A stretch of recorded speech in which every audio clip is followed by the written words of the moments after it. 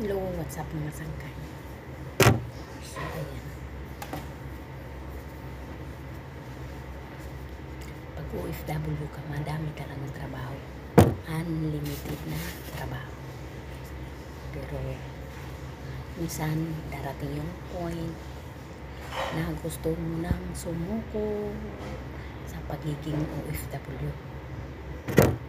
Pero, may mas marami pang malalang sitwasyon kaysa sa napuntahan natin. Yun ang palagi natin iisipin. Kumbaga, bless pa rin tayo kasi hindi tayo sinasaktan. So, yun na lang yung iisipin natin pag gusto na natin sumuko sa buhay. Kasi sa ngayon,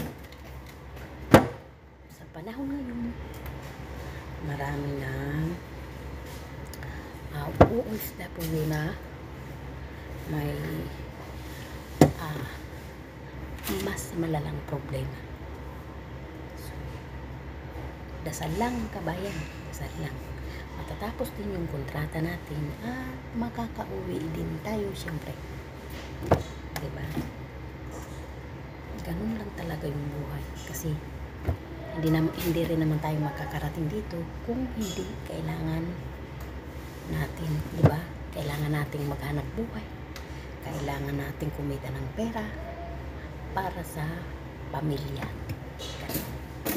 So, fight lang mga sangkay. Thanks for watching. God bless po.